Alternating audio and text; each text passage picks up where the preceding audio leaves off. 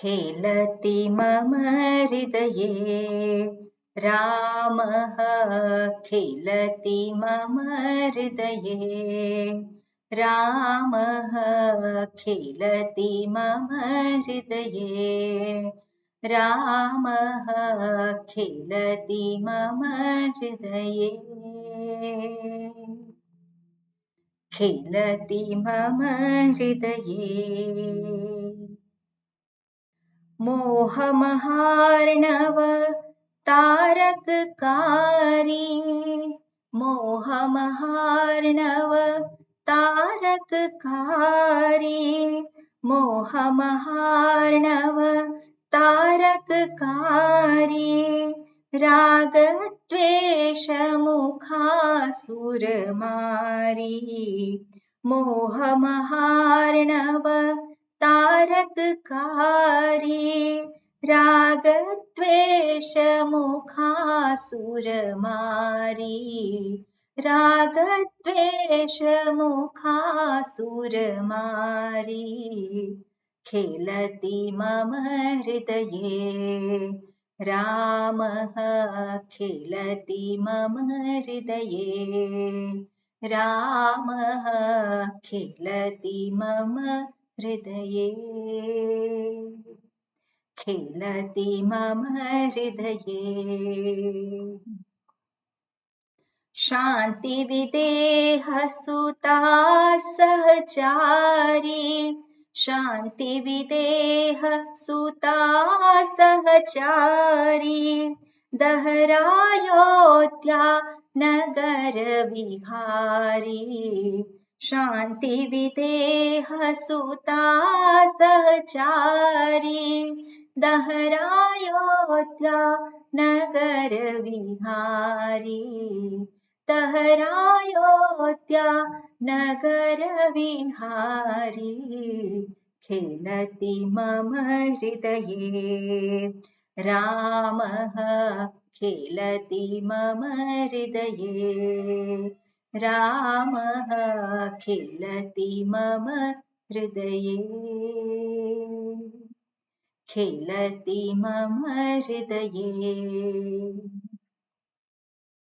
परमहंस साम्राज्योद्धारी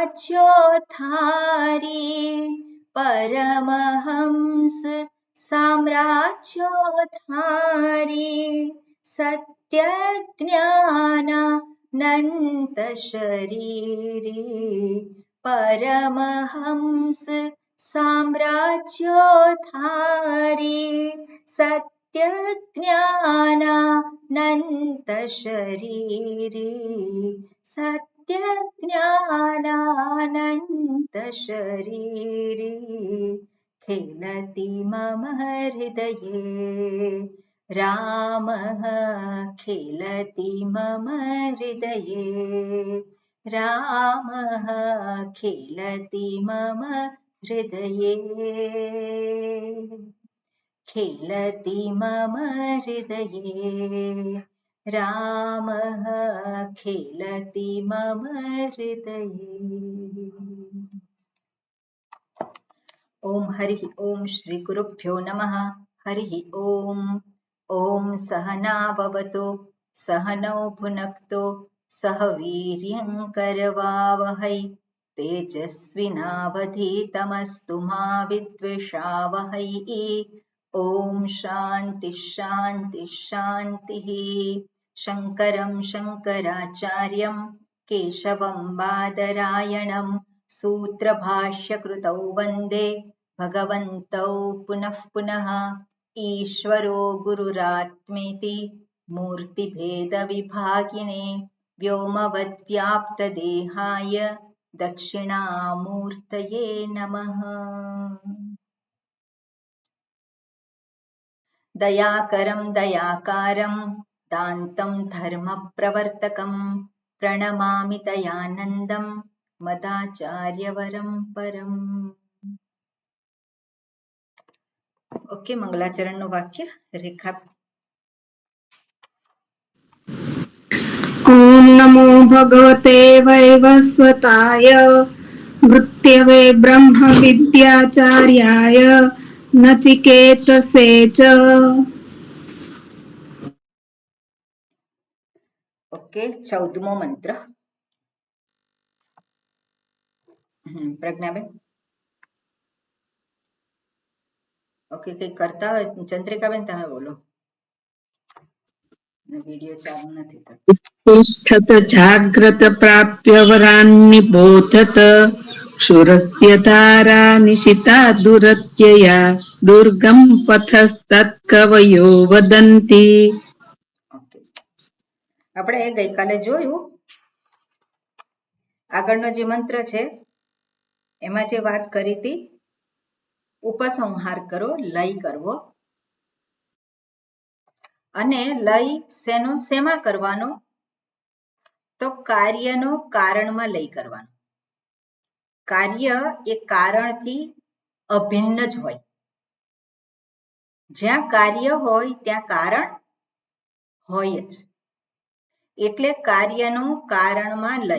અને એટલા માટે અહીંયા કહ્યું છે કે ઉપસંહરેત. ઉપસંહરેત એટલે જે સ્થૂળ છે કાર્ય એનું કારણ સૂક્ષ્મ છે એમાં તું સ્થાપિત કર.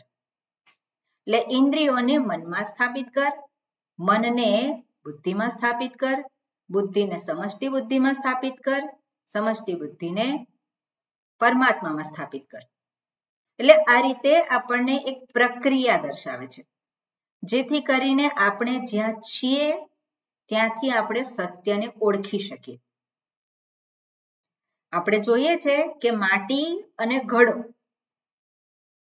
તો જ્યારે હું કહું કે આજે ઘડો છે એ માટી છે તો આ સ્ટેટમેન્ટ એ ખોટું કહેવાય? ઘડો છે એ માટી છે.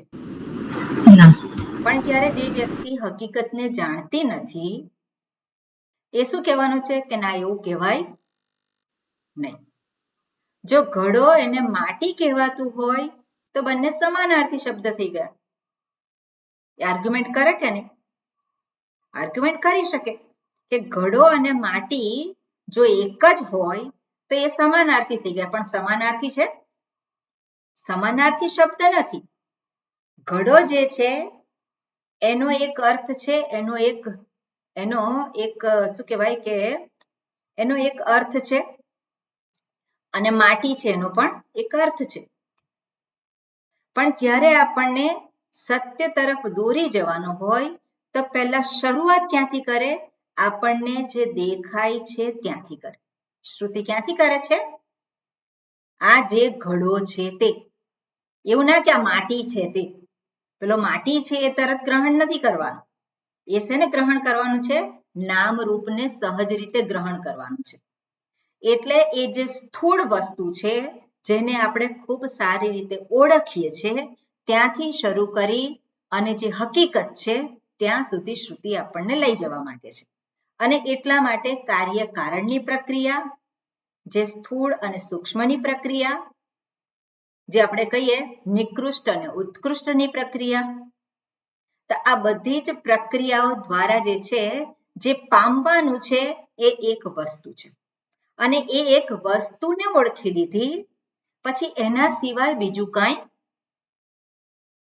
નથી. પછી એ સ્વીકારવાનો છે. વસ્તુને ઓળખી લીધા પછી એને કહેવાય કે એના સિવાય કાંઈ નથી, તો એને એ અર્થઘટન થવાનું છે. માટીને ઓળખી લીધા પછી ઘડો બતાવી અને એને કહી શકાય આ માટી જ છે.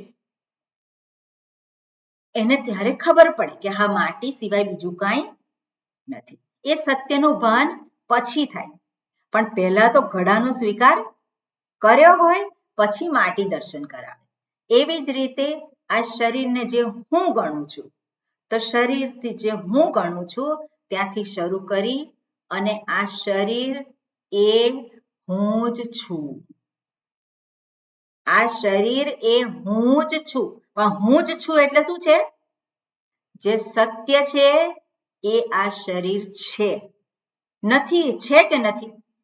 જેવી રીતે આપણે એને શું છે આપણે ઉદાહરણમાં જેવી રીતે જોયું એવી રીતે એના થકી જે જાણવા માંગીએ છીએ એમાં પણ એ વસ્તુ અપ્લાય કરવાની હોય. જેવી રીતે માટીને જાણ્યા પછી આપણે કહીએ કે નહીં, ઘડાને દર્શાવીને આ શું છે? માટી જ છે.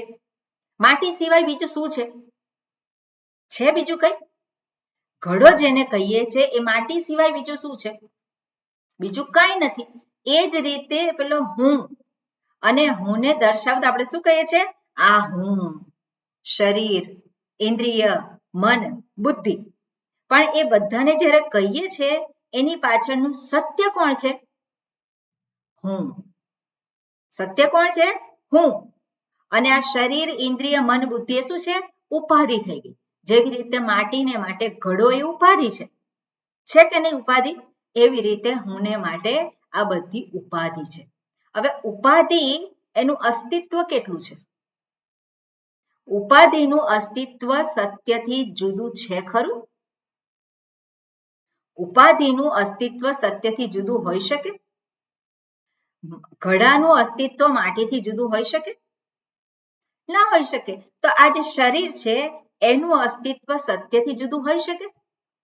ના હોઈ શકે. સત્ય જે આપણને દેખાય છે એનું કારણ અલ્ટિમેટ કારણ કયું આવે? પરમાત્મા, બ્રહ્મ જેને કહેવામાં આવે છે. બરાબર ને? આ શરીર આપણે જોઈએ કે શરીર એ બ્રહ્મ, તો શરીર એ બ્રહ્મ છે અથવા તો શરીર એ આત્મા છે એ તરત આપણે સ્વીકારી ના શકીએ. શરીર એ આત્મા છે એવું આપણે સ્વીકારી ના શકીએ. એટલે શરીર શેમાંથી બનેલું છે? પંચમહાભૂતમાંથી. પંચમહાભૂત શેમાંથી આવ્યા છે? એટલે થોડોક પેલો પ્રક્રિયા છે થોડીક લાંબી ચલાવવી પડે. પણ અલ્ટિમેટલી જે સત્ય આપણે જાણીએ એનાથી જુદું આ શરીર છે ખરું? તો છે શું? પછી આ શરીરને જ્યારે જુએ ત્યારે છે શું? છે તો સત્ય જ. અને સત્ય એ કોણ છે? હું છું. તો શરીર એટલે કોણ? હું. શરીર એટલે કોણ? હું. કેમ? કારણ કે શરીરથી જુદો હું. શરીરથી જુદો હું. જેવી રીતે ઘડાથી જુદી માટી આપણે કહી શકીએ? ઘડાથી જુદી માટી એવું છે? છે જ નહીં. સત્ય કેટલા છે? એક જ છે. અને એટલે આપણે કહી શકીએ, જ્યારે સત્યને જાણીએ પછી કહી શકીએ કે આ શરીરથી જુદો આત્મા છે કે નથી? નથી. પણ આપણે જ્યારે ન ખબર હોય ત્યારે એ શું કહેવાનું? આ શરીરથી શરૂઆત ક્યાંથી કરે? શરીરથી જુદો આત્મા છે. પણ એ શરીરથી જુદો આત્મા એટલે કયો? જીવાત્મા. જ્યારે એને કહેવામાં આવે આ શરીરથી જુદો આત્મા, તો શરીર એ આત્મા છે? તો પેલો શું કહેવાનું છે? ના, નથી. શરીર તો મૃત્યુ પામવાનું છે, પણ એની પાછળ જે છે કોણ છે? એ પેલો જીવાત્મા. એ જીવાત્મા તો શરીર બદલે છે અને એ તો ચાલુ રહે છે કે નહીં ચાલુ?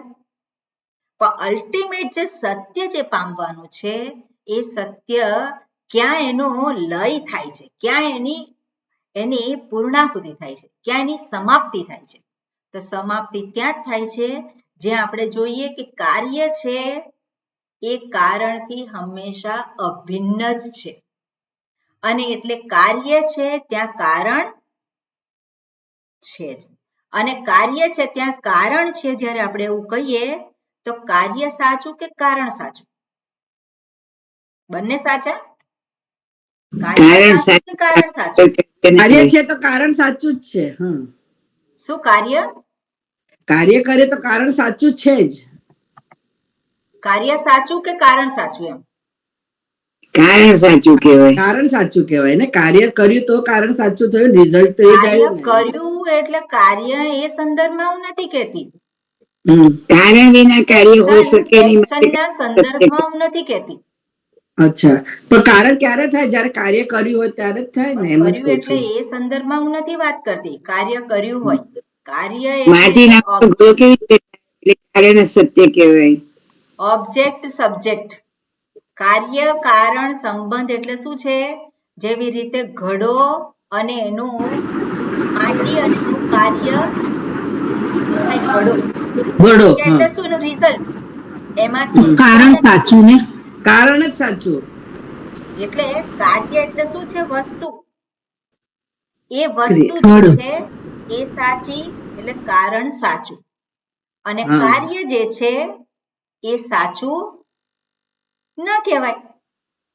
કાર્ય એ સાચું કહેવાય નહીં, કારણ કે કારણ ઉપર જ દ્રષ્ટિ હોય તો કાર્ય છે ખરું? ત્યાં નથી. અને કાર્ય નથી અને છતાં પણ કાર્યને ગ્રહણ કરીએ છીએ. કેવી રીતે કાર્યને ગ્રહણ કરીએ છીએ? આપણી ઇન્દ્રિયો થકી. ઇન્દ્રિયોનો વિષય છે, જેને આપણે કહીએ છીએ શરીર, ઇન્દ્રિય, મન, બુદ્ધિ, બધું એ ઇન્દ્રિયોનો વિષય છે, મનનો વિષય છે, બુદ્ધિનો વિષય છે. બુદ્ધિમાં ઉઠતી વૃત્તિઓ છે, એ બુદ્ધિ માટે વિષય છે કે નહીં? બુદ્ધિમાં ઉઠતી વૃત્તિઓ છે. હવે મને નિશ્ચય થઈ ગયો. કોણ જાણે છે? તો અંતઃકરણ આપણે કહીએ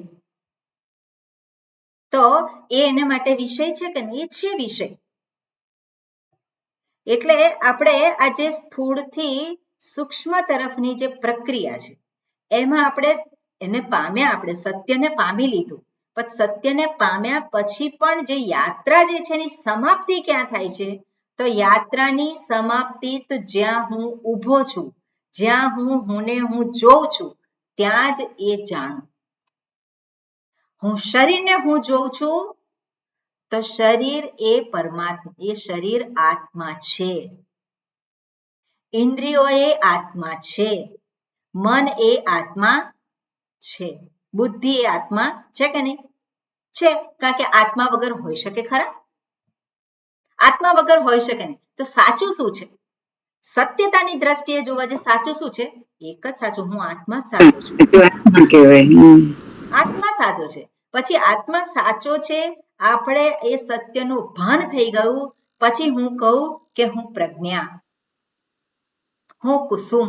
જ્યારે હું કહું ત્યારે હું અને કુસુમ એ બેની વચ્ચેનો ભેદ ખબર છે કે નહીં?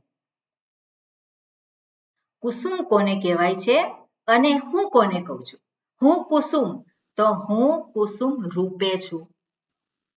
નામરૂપ છે કુસુમ માત્ર, અને આ કુસુમ સત્ય રૂપે છે. છું, અમારું રૂપ છે. અને રૂપ એ સત્યથી જુદું હોઈ શકે ખરું? કાર્ય એક જે સત્ય જે છે કારણથી જુદું ના હોઈ શકે.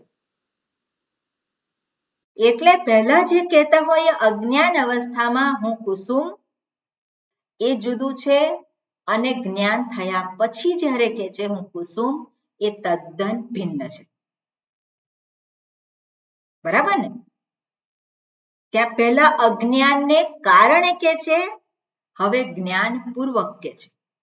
સત્યને આધારે કે છે. પેલો અસત્યને આધારે કહેતો તો હવે શું છે? સત્યને આધારે કે છે. એટલે આ વસ્તુ જે છે અહીંયા આપણને દર્શાવી છે કે કેવી રીતે સત્ય જે છે એને આત્મસ્થ કરવાનું હોય. સત્યને આત્મસ્થ કરવાનું એટલે શું છે? હું જ્યારે કહું બધું નેતિ નેતિ નેતિ નેતિ કરતા હોય અને નેતિ નેતિ બધું નિકેટ થઈ ગયું, પછી ત્યાં શું રહ્યું? શૂન્ય રહ્યું. કાંઈ નથી. કાંઈ નથી એ સત્ય નથી. કોણ છે? હું દરેક સ્ટેપ પર છું. હું છું કે નહીં? દરેક જે કાર્ય કારણની પ્રક્રિયા જે કરીએ છીએ એમાં દરેક વખતે હું તો છું જ. અને એ વસ્તુ આપણે વિસ્તારથી આગળ જોઈ લીધી. પ્રત્યેગાત્મા શબ્દ જે છે એ હંમેશા ત્યાં બની જ રહ્યો છે.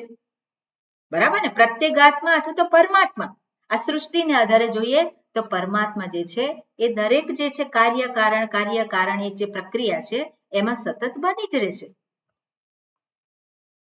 એટલે જ્યારે આપણે આનું ફળ શું છે? આપણે આ બધું જાણીએ એનું ફળ શું? તો આપણે જાણીએ આ બધું અને ત્યારે આપણે આ જગત જે છે એ જગતમાંથી હેરાન કરવાનું સામર્થ્ય જતું રહે. જગત મને એવું લાગતું હોય કે હેરાન કરે છે, જગત મને દુઃખી કરે છે, જગત મારા માટે સમસ્યારૂપ છે, એ જે છે એ ત્યાંથી જતું રહે અને હું સ્વસ્થ હોઉં.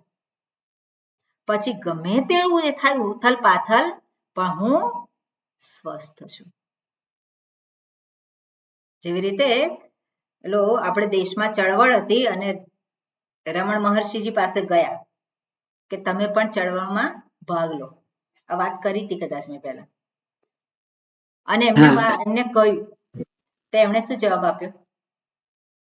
પડદા ઉપર ફિલ્મ ચાલતી આગ લાગે અને પડદા ઉપર આગ લાગે, તે પડદા ઉપર આગ લાગેલી હોય ને બુઝાવવા જવાનું ના.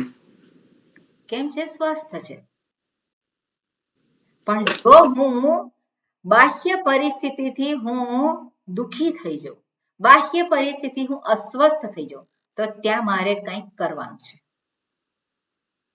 જો હું અસ્વસ્થ થઈ જાઉં તો ત્યાં મારા પક્ષે મારે કંઈક કરવાનું છે. એટલે જ શાસ્ત્ર કહેતા હોય કે તું તને જો અકર્તા ગણતો હોય, અકર્તા જોતો હોય, એટલે અકર્તા એ તારું સ્વરૂપ છે અને એ સ્વરૂપને તું જાણતો હોય તો તારે કંઈ કરવાનું નથી. પણ જો તું કઈ ઘટના બની અને એમાં પેલો હું કૂદી ગયો તો ત્યાં તારે કરવાનું છે, કારણ કે તું કર્તા બની ગયો. અને જેવો કર્તા બની ગયો ત્યાં શાસ્ત્ર એને બધા જ કર્મોની વાત કરે છે. નિત્ય કર્મ, નૈમિત્તિક કર્મ, પ્રાયશ્ચિત્ત કર્મ બધું જ તારે કરવાનું, એ પ્રમાણે કરવાનું. બરાબર ને? એટલે સ્વસ્થતા જ્યાં બની રહે છે ત્યાં કંઈ કરવાનું નથી. કેમ નથી? કેમ સ્વસ્થતા બની રહે છે? સત્યને જાણેલું છે માટે. રમણ મહર્ષિ જેવી સ્થિતિ હોય આપણી તો આપણે કંઈ કરવાનું ના હોય. કેમ? કારણ કે એ સ્પષ્ટતા છે કે આ જગત જે છે મિથ્યા છે, આ શરીર એ મિથ્યા છે, આ જીવન, આ જે કંઈ બધું ચાલી રહ્યું છે એ સ્વપ્નવત છે.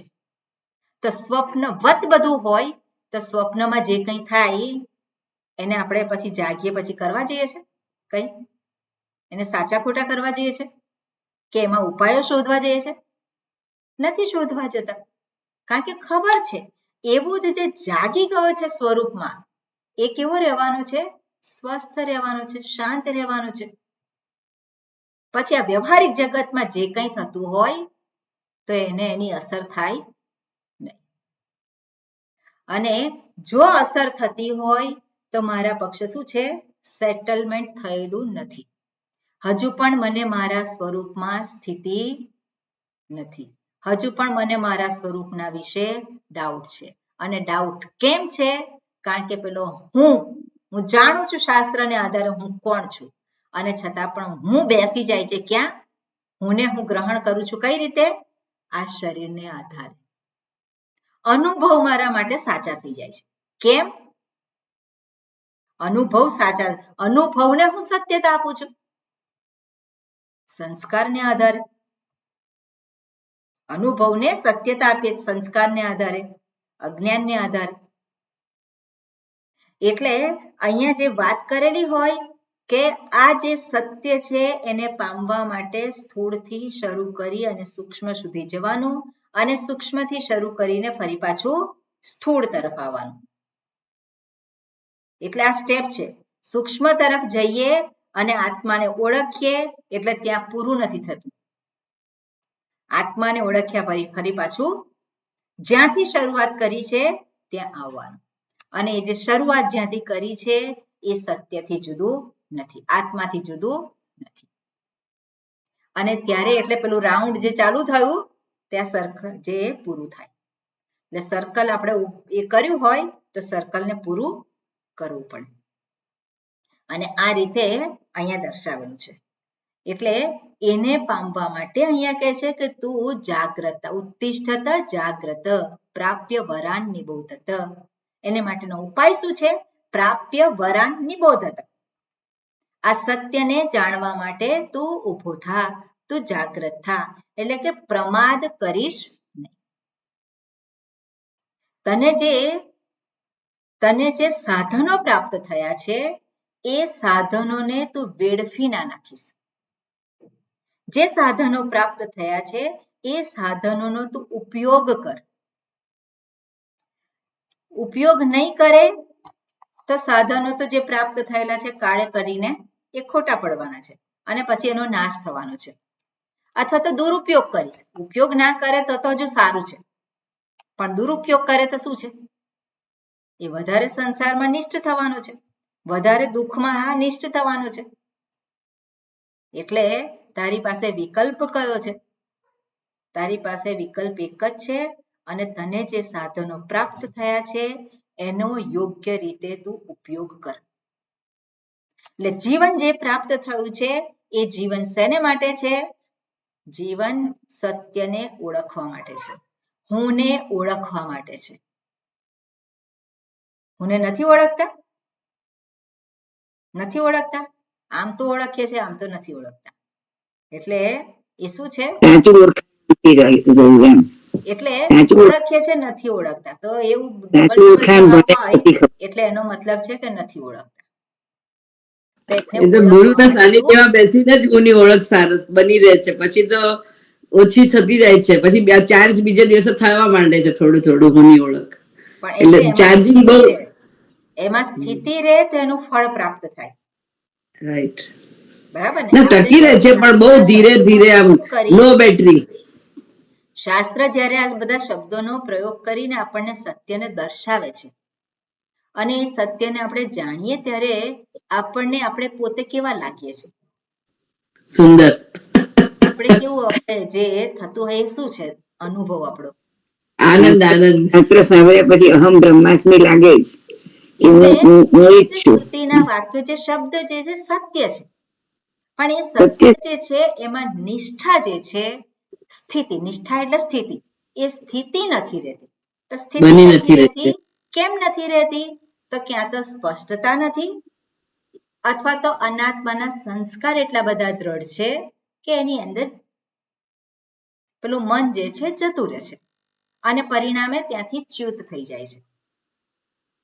એટલા માટે અહીંયા કહેવામાં આવે કે તું આને માટે તારું કમિટમેન્ટ રાખ. કમિટમેન્ટ એટલા માટે શાસ્ત્ર માટેનું જરૂરી છે. કમિટમેન્ટ આ જગત માટે, કમિટમેન્ટ આપણે આપણી પોતાને માટે, જે શરીર, ઇન્દ્રિય, મન, બુદ્ધિ છે એને માટે નહીં, પણ કમિટમેન્ટ એટલે શું છે? આ એક ધ્યેય છે, એને મારે પામવાનું છે, એનું ઓળખવાનું છે. આ હું ધ્યેય હવે કંઈ દૂર નથી. ક્યાં છે? હું પોતે જ છું. હું પોતે જ છું ધ્યેય, અને એને મારે શોધી કાઢવાનું છે, એને મારે એમાં સ્થિતિ રાખવાની છે. અને એટલા માટે ઉત્તિષ્ઠત જાગ્રત પ્રાપ્ય વરાન નિબોધત, એને પામવા માટે શું છે? શાસ્ત્ર એ પ્રમાણ છે. પણ શાસ્ત્રને જાતે વાંચીએ, સંસ્કૃત ભાષા આવડતી હોય છતાં પણ જાતે વાંચીએ તો એનો અર્થ સ્પષ્ટ થાય નહીં. કેમ? કારણ કે એની પાછળ જે શબ્દની પાછળ જે દ્રષ્ટિ રહેલી છે એ દ્રષ્ટિને પામવાની છે. એટલે શબ્દાર્થ જાણીએ એનાથી આપણને દ્રષ્ટિ પ્રાપ્ત થાય નહીં. એની પાછળનો જે ગૂઢ જે છે, રહસ્ય છે, એ પ્રાપ્ત થાય નહીં. એટલે શબ્દને આધારે જે દ્રષ્ટિ છે એ પામવા માટેનું કમિટમેન્ટ.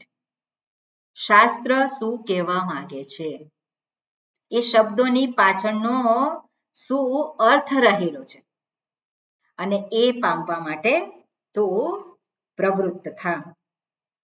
ઉત્તિષ્ઠત જાગ્રત પ્રાપ્ય વરાન નિબોધત. વરાન એટલે આચાર્યાન નિબોધત. ક્ષુરસ્ય ધારા નિશિતા દુરત્યયા દુર્ગમ પથસ્તત કવયો વદંતી. આપણે ગઈકાલે સામાન્ય અર્થ જોયો કે આ માર્ગ જે છે એ સરળ નથી. સરળ કેમ નથી? કારણ કે અહંકાર વચ્ચે છે. હું અને અહંકાર. હું એ મુક્ત છે, હું એ શુદ્ધ છે, પણ પેલો અહંકાર કેવો છે? અહંકાર મુક્ત છે? અહંકાર મુક્ત નથી. એટલે આ તો હું સાચો હું અને અહંકાર બેની વચ્ચેની લડાઈ છે. પેલો અહંકાર છે એને એ અહંકારને છોડવો પડે. અહંકારે પોતાનો આત્મ બલિદાન આપવું પડે. તો આત્મ બલિદાન ક્યારે આપી શકે? અહંકાર જ્યારે સાચી સમજણ હોય ને વિવેક દ્વારા. હે? સાચી સમજણ પડે કે હું કોણ છું, અનાત્મા પરથી ઉપર ઉઠી શકે અને વિવેક અને પોતાની સમજદારી આવે ત્યારે સમજી શકે કે એટલે અહંકાર એ જલ્દીથી એ જાય એવું નથી. એમાંથી એને પડવું ગમતું નથી. એટલે સામાન્ય વસ્તુ પણ હોય અને બે જણ વાતો કરતા હોય અને પેલો કંઈક કહી દે સામેવાળા, તો શું થાય? તરત પેલો અહંકાર, હું એવો નથી, તું મને ખોટો ચિતરે છે, આવો હું નથી. પેલું શું થાય? તરત જ પેલો પ્રગટ થઈ જાય. Self defence. હા, બરોબર. એટલે વારંવાર એ જે પેલો અહંકાર છે એ હંમેશા પેલો ઉત્પન્ન. હવે એ અહંકાર છે એનું પોતાનું બલિદાન એ પોતે ના આપે ત્યાં સુધી પેલો શુદ્ધ અહંકાર છે એ ઉપર આવવાનો નથી. અને એટલા માટે આ જે અહંકાર જે છે એને આ માર્ગ કાપવાનો છે. કેવી રીતે અહંકારે માર્ગ કાપવાનો છે? શાસ્ત્ર જે દર્શાવે છે એ પ્રમાણે. એટલે શાસ્ત્રના શબ્દોને આધારે. તો શાસ્ત્રના શબ્દોનો વિવેક કરવાનો છે. કોણે કરવાનો છે? વિવેક, પેલો અહંકાર છે એને જ. એ અહંકારે બુદ્ધિની, ઇન્દ્રિયોની, શરીરની બધાની સહાય લઈ અને વિવેક કરવા માટે પ્રવૃત્ત થવાનું છે. પણ આ વિવેક કરતા કરતા પેલો અહંકાર ફરી પાછો શું થાય છે? જીવનમાં ઘણા પ્રસંગો બને અને અહંકાર જ ભાન ભૂલી જાય છે. અને એ પોતાને શું ગણવા માંડે છે? હું શરીર, સાધન રૂપે નથી, પણ હું પોતે જ શરીર થઈ ગયો. એટલે સાધન સાધ્ય બની જાય. અહંકાર જ્યારે આ શરીર, ઇન્દ્રિય, મન, બુદ્ધિ બની જાય ત્યારે એ સાધન જે છે એ જ સાધ્ય બની ગયું. અને સાધન જ્યારે સાધ્ય બની જાય ત્યારે પેલો અહંકાર જે છે કેવું થવાનું છે? વધારે બળવાન થવાનું છે. સાધન જ્યારે સાધ્ય બની જાય, અહંકાર એટલે શું છે? આ શરીર, ઇન્દ્રિય, મન, બુદ્ધિની સાથે પેલો ચાલે છે. પણ આ શરીર, મન, ઇન્દ્રિય, બુદ્ધિ જે છે એ સાધન છે. હવે એ સાધનની સહાયથી પેલો અહંકાર છે એને વિવેક કરવાનો છે. એટલે વિવેક કરતા કરતા ફરી પાછું શું થાય છે કે આ શરીરને જ પોતે હું ગણવા માંડે છે, આ ઇન્દ્રિયોને જ પોતે હું ગણે છે, બુદ્ધિને જ હું ગણે છે. અને આવું જ્યારે પોતાને સાધ્ય માની લે છે અને ત્યારે સાધન નથી રહેતું. એ સાધન નથી રહેતું એટલે શું થાય છે? ત્યાં એને ગવાવાનું રહે છે, ત્યાં એને માટે અવરોધ ઉભો થયો. અને આ જે છે એ અહીંયા વાત કરે છે એટલા માટે કહે છે ક્ષુરસ્ય ધારા નિશિતા દુરત્યયા. પેલા અહંકારે હંમેશા ત્યાં શું થવું પડે? એનું પતન થતું હોય, ક્ષીણ થતો હોય તો એને જોવાનું સામર્થ્ય ત્યાં હોવું જરૂરી છે. એટલે ક્ષુરસ્ય ધારા નિશિતા દુરત્યયા દુર્ગમ પથસ્થ કવયઃ વદંતી. અને આજે પથ એટલે કે રસ્તો, રસ્તો છે કેવો છે?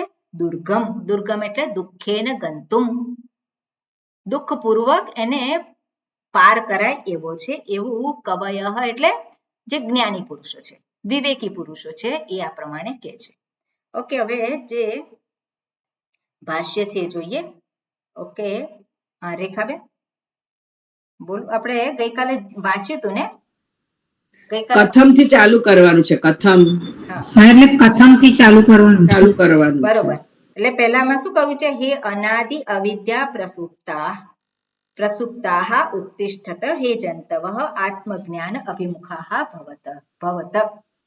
એટલે જે અવિદ્યા જે છે, અનાદિ અવિદ્યા, એમાં જે સૂતેલા છે એમાંથી ઉત્તિષ્ઠ, તું ઉભો થા અને આત્મજ્ઞાનને માટે તું પ્રવૃત્ત થા. અભિમુખાઃ ભવંતી એટલે એના તરફ તારી પ્રવૃત્તિ તું કર. જાગ્રત પછી શું કહે છે? જાગ્રત અજ્ઞાન નિદ્રાયાઃ ઘોર રૂપાયાઃ સર્વ અનર્થ બીજ ભૂતાયાઃ ક્ષયમ કુરુત. જાગ્રત ભવત, પછી જાગ્રત, એમાં એ શબ્દ છે ઉત્તિષ્ઠત જાગ્રત. એટલે જાગ્રત એટલે શું છે? અજ્ઞાન નિદ્રાયાઃ, તું જાગી જા. જાગી જા એટલે ક્યાંથી? અજ્ઞાન રૂપી નિદ્રામાંથી તું જાગી જા. અને અજ્ઞાન રૂપી નિદ્રા કેવી છે? તો કે ઘોર રૂપાયાઃ, ઘોર રૂપ છે. જ્યાં સુધી એને માટે પ્રયત્ન અંધકારને દૂર કરવા માટે કરવામાં ન આવે, અજ્ઞાનને દૂર કરવામાં ના આવે, ત્યાં સુધી એમાં શું રહેલું છે આપણને કંઈ ખબર પડે નહીં. એટલે ઘોર રૂપાયાઃ સર્વ. અને બીજો અર્થ એવો પણ લઈ શકાય કે અજ્ઞાન જે છે ને ઘોર વૃત્તિ ગઈ છે. ઘોર વૃત્તિ એટલે શું છે કે જ્યાં બધું જ ઢાંકી દે છે. અજ્ઞાન વૃત્તિ શું કરે છે? સત્યને ઢાંકી દે છે. એટલે ઘોર રૂપાયા સર્વ અનર્થ બીજ ભૂતાયા, અને બધું ઢાંકી દે છે અને પરિણામે જે નથી એવું દેખાય છે, અને એ જ શું છે? અનર્થ છે. એટલે સર્વ અનર્થ બીજ ભૂતાયા, બધા જ અનર્થોનું એ બીજ છે. અને એનો તું ક્ષયમ કુરુત, એનો તું ક્ષય કર.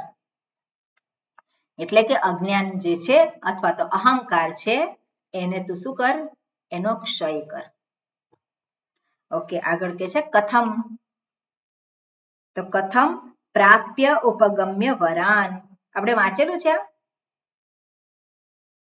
બાકી છે, ત્યારથી બાકી ઓકે, છે. પ્રથમથી શરૂ કરવાનું.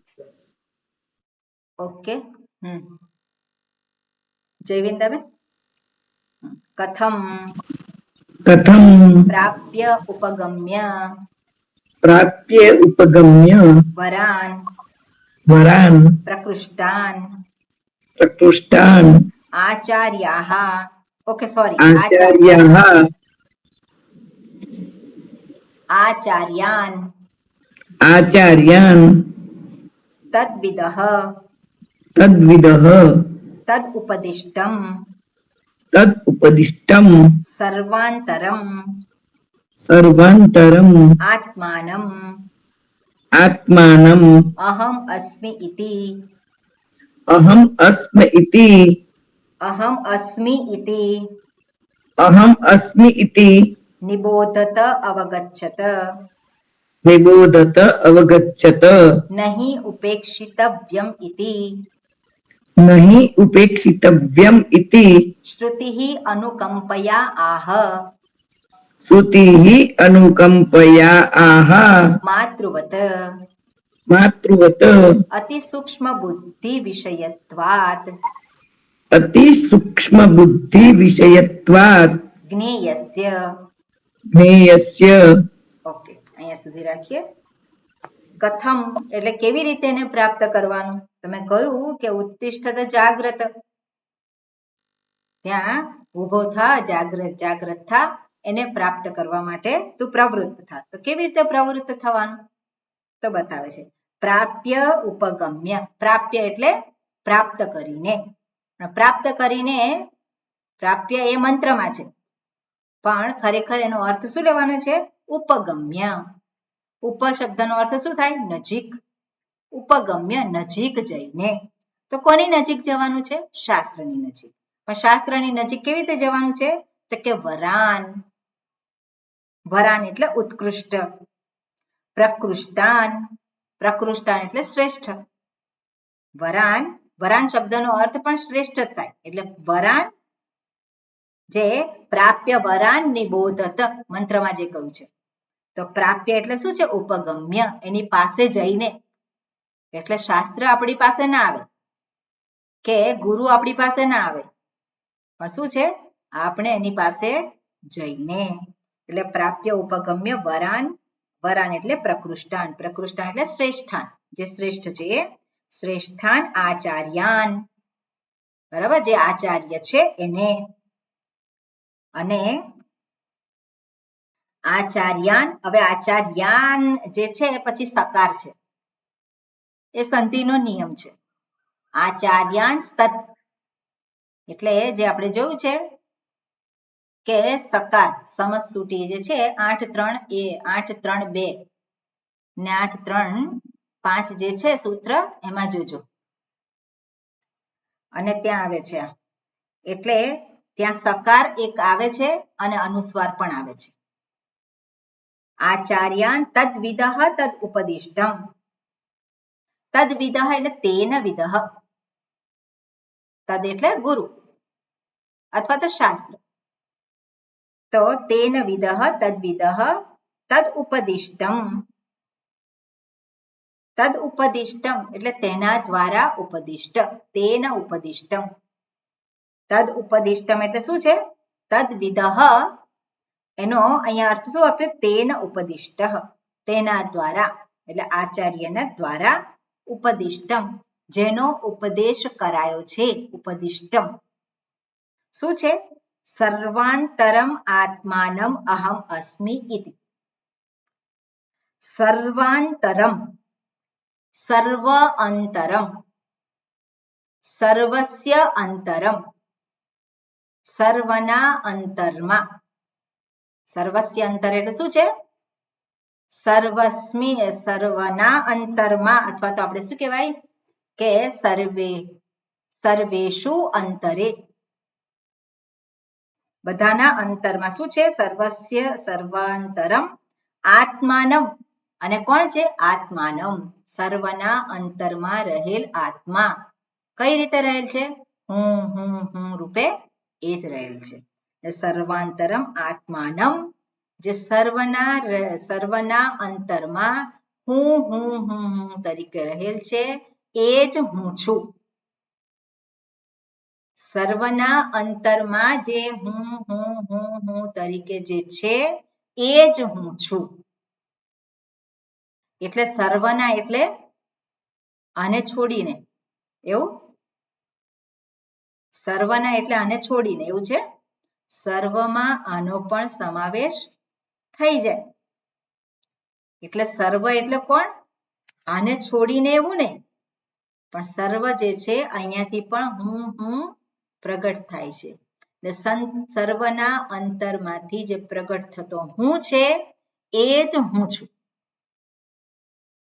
એટલે સર્વાંતરમ આત્માનમ અહમ અસ્મિ ઇતિ નિબોધત. નિબોધત એટલે શું છે? અવગચ્છત. નિબોધત શબ્દનો અર્થ આપ્યો અવગચ્છત. અને અવગચ્છત એનો અર્થ થાય તું જાણ. લોટ લકાર, તું જાણ એટલે એને તું પામ. હવે જાણવાનું છે, તું જાણ. સર્વના અંતરમાં રહેલ જે હું, એને તું હું જાણ. સર્વના અંતરમાં જે પ્રગટ થાય છે, એને તું હું જાણ કે છે. હવે જે જાણવાનું કહ્યું છે અહીંયા, તો ખરેખર આપણે કરીએ છે શું? સર્વના અંતરમાં રહેલ જે હું છે, તેને જ તું હું જાણ. એનો અર્થ છે કે હું જાણતો નથી, હું જાણતી નથી, એ હકીકતને મારે જાણવાની છે. જે હકીકત નથી ખબર, એ હકીકતને મારે જાણવાની છે. એટલે જાણ્યું કે અજ્ઞાન દૂર કર્યું. શું કર્યું? અજ્ઞાન દૂર થયું કે એટલે જ્યારે શાસ્ત્ર કહે છે કે તારું ધ્યેય છે એને તું પામ, એને માટે તું જાગ્રત થા, એને માટે તું પ્રયત્ન કર. પણ પ્રયત્ન એટલે કઈ રીતનો છે?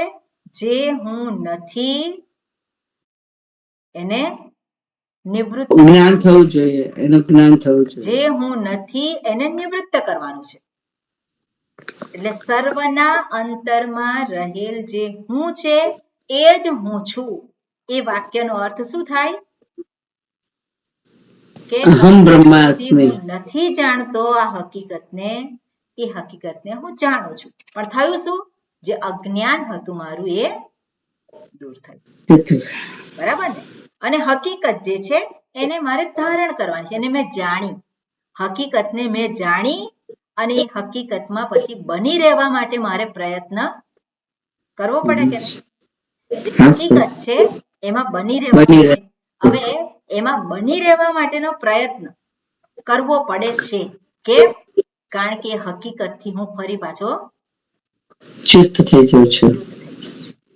એટલે સાધના કઈ કરવાની છે? અજ્ઞાન વારંવાર દૂર કરવાનું છે એવું નહીં. અજ્ઞાન તો એક વખત ગયું અને હંમેશને માટે ગયું. એટલે આપણને આત્મજ્ઞાન નથી એવું આપણે કહી શકીએ નહીં. આપણને આત્મજ્ઞાન તો થયેલું છે, પણ અનાત્મ જ્ઞાન જે છે આપણે કહેવાય. હવે અનાત્મ જ્ઞાન, અનાત્માનું જ્ઞાન. હવે અનાત્માનું જ્ઞાન આપણે કહેવા જઈએ તેમાં થોડી ગરબડ છે. આત્મજ્ઞાન આત્માનું જ્ઞાન કહેવાય, પણ અનાત્માનું જ્ઞાન એટલે શું? જે અનાત્મા છે એનું જ્ઞાન. હવે એ જવા દઈએ, અત્યારે થોડુંક કોમ્પ્લિકેશન થશે પાછું, કારણ કે એ પાછું ગ્રામરમાં જઈએ ને ફરી પાછું એ થશે. એટલે આત્મજ્ઞાન છે એને આપણે કરીએ છીએ પ્રાપ્ત, પણ કઈ રીતે? જે પેલો અનાત્મા છે એનો નિષેધ કરીને. બરાબર? એટલે થાય છે શું? આપણે અજ્ઞાન છે એ દૂર થયું અને ત્યાં આત્મજ્ઞાન તો થયેલું છે, પણ ફરી પાછું પેલું અનાત્માના જે સંસ્કાર છે, પરિણામે આ શરીરને જ પેલો હું માનવા માંડે છે, આ જગતને જ સાચું માનવા માંડે છે. બરાબર ને? અને એની સાથે વ્યવહાર કરે છે એ પણ સાચો થઈ જાય છે. એટલે ત્યાં કરવાનું શું છે? ફરી પાછું જે હકીકતને જાણી છે એમાં સ્થિતિ બની રહે, એટલે વારંવાર એ હકીકતથી વાકેફ થવાનું. શું કરવું પડે? એ હકીકત જે છે એનાથી આપણે ફરી પાછું એને લાવવી પડે. ક્યાં લાવવી પડે? કારણ કે મન સેન્ટરમાં જે છે હકીકત તમે જાણી લીધી, જે છે તે છે, સત્ય છે, એમાં સત્ય તો બદલાવાનું નથી. મન હોય કે શરીર હોય કે ઇન્દ્રિય બુદ્ધિ, એ તો બધું એના સ્થાને છે. તકલીફ ક્યાં છે? જાણ્યા પછી પણ એમાં સ્થિતિ નથી બની રહેતી. એટલે સ્થિતિ બની રહે એના માટે શું કરવું પડે? એ હકીકતને વારંવાર માનસ પટલ ઉપર લાવવી પડે, જાગૃત રહેવું પડે, એને માટે એલર્ટ રહેવું પડે, એને માટે જાગૃત રહેવું પડે. બરોબર? એટલે જાગ્રત પ્રાપ્ય, જે ઉત્તિષ્ઠત જાગ્રત, એટલે જાગ્રત એટલે શું છે? તારા ધ્યેય પ્રત્યે તું જાગ્રત રહે. તને જે સત્યનું પ્રાપ્તિ થઈ છે, સત્યને ઓળખ્યું છે, એને માટે તું જાગ્રત રહે, એલર્ટ રહે. અનાત્મ ક્ષેત્રમાં પેલો હું ફરી પાછો પેલો ગોઠવાઈ જતો હોય તો ત્યાંથી એને શું કરવાનું છે? ફરી પાછું આત્મ સ્વરૂપમાં ગોઠવવાનું છે. અને આ પ્રક્રિયા એક દિવસ કરીએ એટલે થઈ જાય? વખત કરીએ એટલે થઈ જાય? કેટલો વખત લાગે? કેટલો વખત લાગે? અનાત્માની અંદર જેટલી પ્રબળ નિષ્ઠા હોય એના કરતા, અને આપણે જોઈએ અનાત્મામાં પ્રબળ નિષ્ઠા કેટલા જન્મોથી છે? કેટલા જન્મોથી છે? પણ એનો અર્થ એવો નહીં કે આ જે અનાત્માની નિષ્ઠા જે છે એમાં જે છે એને જતા એટલા જ જન્મો લાગે, એવું નહીં. કારણ કે અહીંયા શું છે? અનાત્મામાં નિષ્ઠા એ મારી માન્યતાને આધારિત છે. અનાત્મામાં નિષ્ઠા એ મારી માન્યતા, અજ્ઞાનને કારણે હું માનું છું, અધ્યારોપ થયો છે, અધ્યાસ થયો છે. અને એટલે અનાત્મામાં નિષ્ઠા એ અધ્યાસને આધીન છે. બરાબર? પણ જ્યારે આત્મનિષ્ઠા છે એ સત્યને આધીન છે. આત્મનિષ્ઠા જે છે શેને આધીન છે? સત્યને આધીન છે. એટલા માટે એમાં બહુ વાર લાગે નહીં. ખોટી વાત હંમેશા આપણે જાણવું જોઈએ કે આપણી બુદ્ધિ છે એને સત્યમાં જ રસ છે. બુદ્ધિ છે એને શેમાં રસ છે? હંમેશા સત્યમાં જ રસ છે. અને એક વખત સત્યને જાણ્યું, કન્ફર્મ થઈ ગયું, એને માટે કન્વિન્સ થઈ ગયા, પછી વાર લાગતી નથી. પણ જો આપણે સત્યને જાણ્યું અને એની અંદર આપણે એની સાથે કન્વિન્સ ના થતા હોઈએ, એમાં સ્પષ્ટતા ના હોય, એની સાથે કન્વિન્સ ના થતા હોઈએ, તો પછી શું છે? એમાં ત્યાં પછી ફરી ફરી શ્રવણ કરવું પડે, ફરી ફરી એનું મનન કરવું પડે, અને એમાં વાર લાગે છે. અને એટલા માટે આ જે શરીર, આપણે જે અનાત્માની અંદર જે નિષ્ઠા છે એને ઓછી કરવા માટે શું છે? કર્મયોગ દર્શાવે છે, વૈરાગ્યની વાત કરે છે. તો વૈરાગ્યની વાત આપણે જોયું વિવેક ચૂડામણીમાં, દરેક સ્ટેપે વૈરાગ્યની આવશ્યકતા છે. કેમ? કારણ કે અનાત્માની સાથેનું જ પેલું જોડાઈ જાય છે હું, અને એટલે વૈરાગ્ય ત્યાંથી, એટલે મન ત્યાંથી છૂટ્યું હોય તો મન સત્યમાં સ્થાપિત થઈ શકે. એટલા માટે પણ અહીંયા શું કહે છે? તો ઉત્તિષ્ઠત, એના માટે તું જાગ્રત, એ પ્રમાણે કહે છે. એટલે સર્વાંતરમ આત્માનમ અહમસ્મિ ઇતિ નિબોધત અવગચ્છત, નહીં ઉપેક્ષિતવ્યમ ઇતિ, નહીં ઉપેક્ષિતવ્યમ. આ જે વાત જે છે ઉપેક્ષા કરવા જેવી નથી. એવું કોણ કહે છે? इति श्रुतिः अनुकंपया आह. શ્રુતિ સ્વયં જ કહે છે અને કેવી રીતે કહે છે, કેમ કહે છે? અનુકંપયા, કરુણાને આધીન થઈને કહે છે. શ્રુતિને 1000 માનો દરજ્જો આપવામાં આવ્યો છે. જે આપણી માં જે છે જેણે જન્મ આપ્યો એના કરતા પણ 1000 ગણી કરુણા એનામાં છે. કેમ? કારણ કે આ માં જે છે એને તો આ શરીર જન્મ આપ્યો, આ જે સાધન આપ્યું, આપણે કહીએ તો ભવસાગરને પાર કરવા માટેનું આ સાધન એક આપ્યું, શરીર. પણ શ્રુતિ જે છે શું કરે છે? શ્રુતિ ભવસાગરથી પાર કરાવે છે. માં જે છે એ ભવસાગરથી પાર નથી કરાવતી. ભવસાગરથી પાર કોણ કરાવે છે? શ્રુતિ કરાવે છે. એટલા માટે અનુકંપયા આહ. અને માતૃવત, માતૃવત એટલે માતાની જેમ, માની જેમ. બરોબર? કેમ? તો કે અતિ સૂક્ષ્મ બુદ્ધિ વિષયત્વાદ જ્ઞેયસ્ય. કેમ અનુકંપા કરે છે? જો સ્પષ્ટ રીતે જાણી શકતા હોઈએ તો કઈ કહેવાની જરૂર નથી. પણ આ વિષય કેવો છે? અતિ સૂક્ષ્મ છે. અને અતિ સૂક્ષ્મ છે એટલે અતિ સૂક્ષ્મ બુદ્ધિની જરૂર છે. અને અતિ સૂક્ષ્મ બુદ્ધિ એટલે શું છે? જે બુદ્ધિ સ્થૂળ વિષયોમાં અટવાયેલી નથી, જે બુદ્ધિ સ્થૂળ સંબંધોમાં અટવાયેલી નથી, જે બુદ્ધિ જે છે આ સ્થૂળ શરીર અને એ જે સ્થૂળ જે જગત છે એની અંદર અટવાયેલી નથી. જો એ બુદ્ધિ જે છે એમાં અટવાયેલી રહે તો એને માટે સત્ય શું છે? બધું સ્થૂળ જગત જ સત્ય છે. પણ જે બુદ્ધિ એનાથી કંઈક ઉપર ઉઠેલી છે એ જ સૂક્ષ્મના સંદર્ભમાં વિચાર કરી શકે. બરોબર? એટલા માટે છે અતિ સૂક્ષ્મ બુદ્ધિ વિષયત્વાદ જ્ઞેયસ્ય. જે જાણવાનો, જ્ઞેય એટલે જાણવાનો, વિષય કેવો છે? અતિ સૂક્ષ્મ બુદ્ધિ વિષયત્વાદ. બુદ્ધિ જે કેવી હોવી જોઈએ? આગળ દર્શાવ્યું ક્ષુરસ્ય ધારા નિશિતા દુરત્યયા. આજે એ માર્ગ છે કેવો છે? ખાંડાની ધાર ઉપર, તલવારની ધાર ઉપર ચાલવા જેવું છે. તો એમાં એ ચાલવાનું સ્થૂળ રીતે નથી. કેવી રીતે ચાલવાનું છે? જે વિવેક થકી આખી એ યાત્રા છે. અને એટલા માટે અહીંયા જરૂરી છે કેવી બુદ્ધિ? અતિ સૂક્ષ્મ બુદ્ધિની. અને અતિ સૂક્ષ્મ બુદ્ધિ આગળ જોયું પેલા સારથી તરીકે દર્શાવેલો હતો. જેને ખબર છે ક્યાં પહોંચવાનું છે, કેવી રીતે પહોંચવાનું છે, એ બધી ખબર છે. અને એટલે અતિ સૂક્ષ્મ બુદ્ધિ વિષયત્વાદ જ્ઞેયસ્ય. ઓકે, આગળનું વાક્ય છે, વાંચીએ. હા, ખંજનબેન.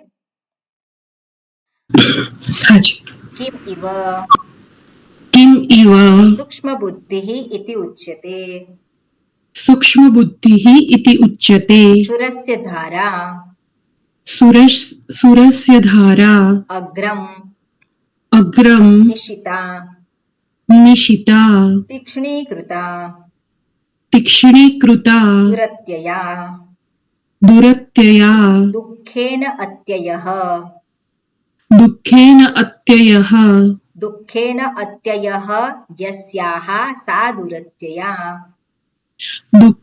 अत्ययः यस्याः सा दुरत्यया यथा सा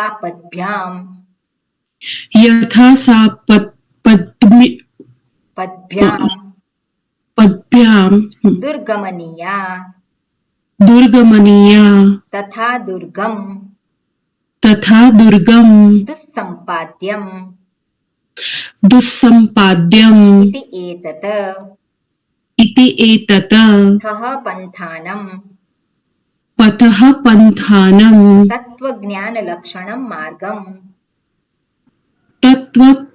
तत्त्वं ज्ञानलक्षणं मार्गम् कवयः मेधाविनः वदन्ति ज्ञेयस्य अतिसूक्ष्मत्वात् तद्विषयस्य ज्ञानमार्गस्य दुस्संपाद्यत्वं वदन्ति इति अभिप्रायः.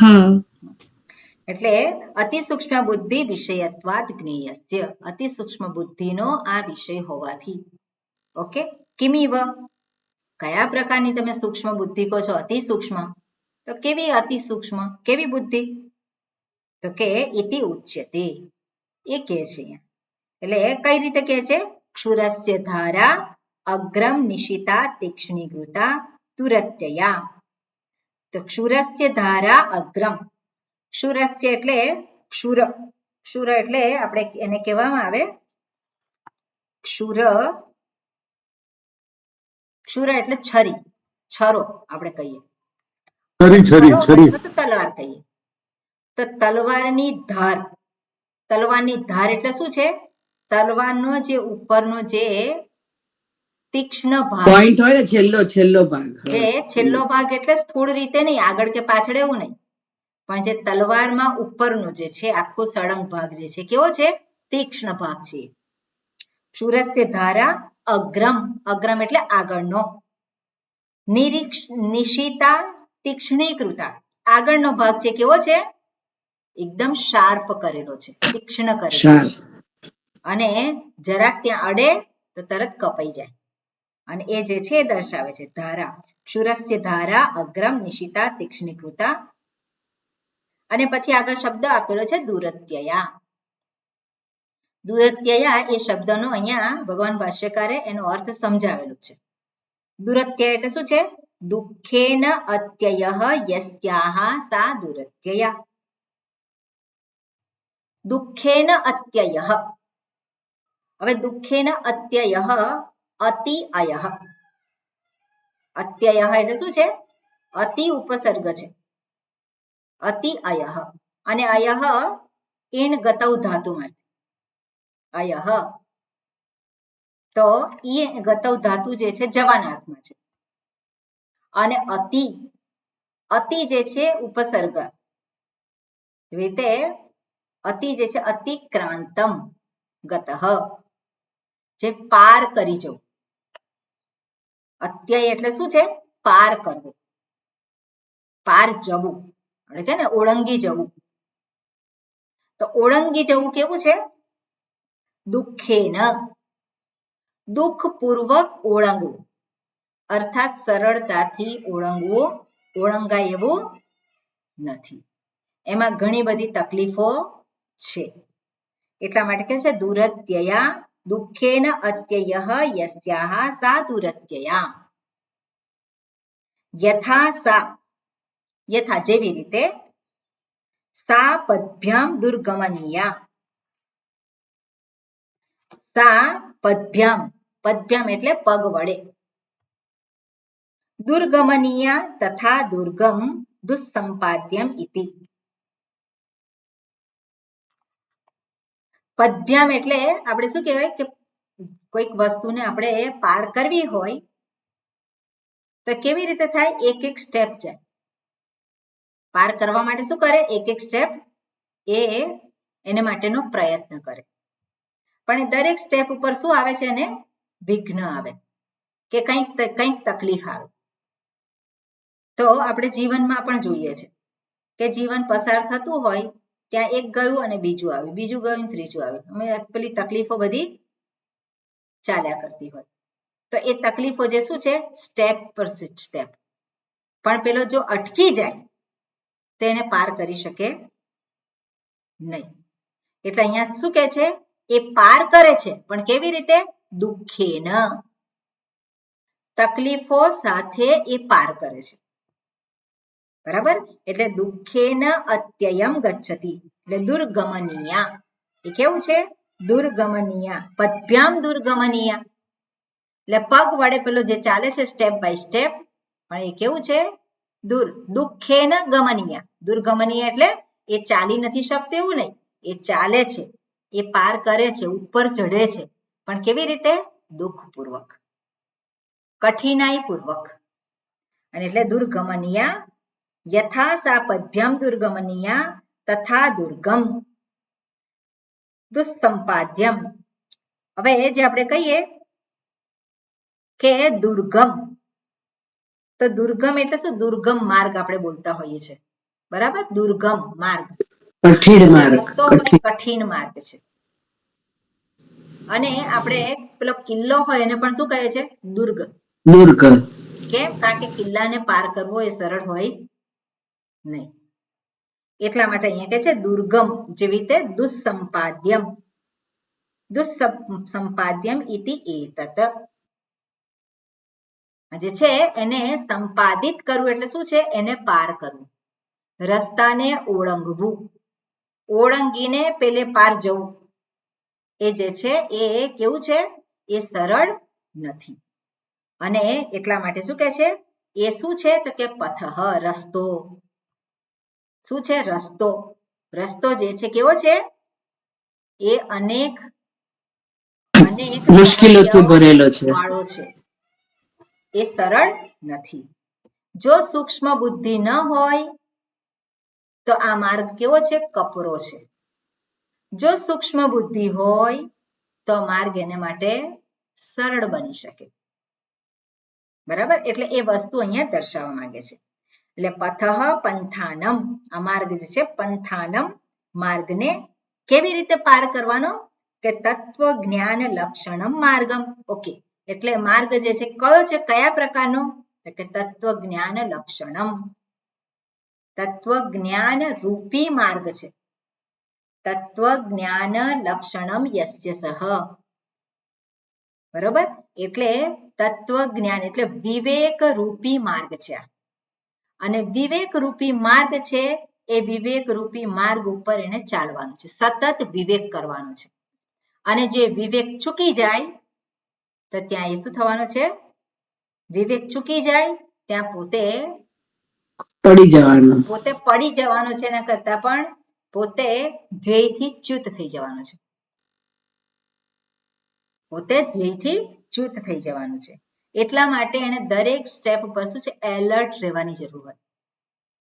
અહીંયા જે ઉદાહરણ જે આપ્યું છે પેલો તલવારની ધાર ઉપર કે છરાની ધાર ઉપર ચાલવાનું હોય તો એ બેફામ પેલો ગફલતમાં હોય એ ચાલે નહીં. એટલે એ જ રીતે આ જે વિવેક રૂપી જે માર્ગ છે એમાં પણ એ ગફલત કરે તો એને માટે એની પ્રાપ્તિ થાય નહીં. એટલે ત્યાં એલર્ટ રહેવાનું છે. એટલે શ્રુતિ જે વાક્યોનો પ્રયોગ કરે છે એનું જે અર્થઘટન કરે છે એના દ્વારા જે દ્રષ્ટિ દર્શાવે છે એને માટે એને કેવું કરવું પડે? એલર્ટ રહેવું પડે. જો એલર્ટ ના રહે તો શું થવાનું છે? ત્યાં અર્થનું અનર્થઘટન થાય. અને અનર્થઘટન થાય એટલે શું થાય છે? તત્વમસી કે શ્રુતિ પણ તસ્ય ત્વમસી, તત્વમ અસી, તું તે છે. પણ પેલાને અનર્થઘટન કરે, તસ્ય ત્વમસી, તું તેનો છે. તે શું થયું? એ વિચાર કરતા કરતા પેલો શ્રુતિની સાથે ના રહ્યો અને પરિણામે એનું જે પરિણામ આવે, જે એનું કન્ક્લુઝન આવે એ કેવું છે? અનર્થઘટન. અને એટલા માટે શ્રુતિનો વિચાર કરતી વખતે એને એલર્ટ રહેવાનું છે. એટલે કેમ? કારણ કે સૂક્ષ્મત્વાત, કેવો છે માર્ગ? આ સૂક્ષ્મ છે. સૂક્ષ્મ વસ્તુને પામવાની છે, અતિ સૂક્ષ્મ વસ્તુને પામવાની છે. તેને માટે બુદ્ધિને પણ કેવી છે? એલર્ટ રાખવી પડે, એને જાગ્રત રાખવી પડે. એટલે શ્રવણ વખતે ઊંઘ આવી ગઈ, શ્રવણ વખતે મન બીજે જતું રહ્યું તો પછી એ વસ્તુને આપણે પામી શકીએ ને એને જાણી શકીએ નહીં. એવું અહીંયા કહેવા માંગે છે. વિશેષ આપણે આવતીકાલે. ઓમ પૂર્ણમદ પૂર્ણમિદં પૂર્ણાત પૂર્ણમુદચ્યતે પૂર્ણમાદાય પૂર્ણમેવાવશિષ્યતે. ઓમ શાંતિ શાંતિ શાંતિ. હરિ ઓમ શ્રી ગુરુભ્યો નમઃ. હરિ ઓમ. હરિ ઓમ.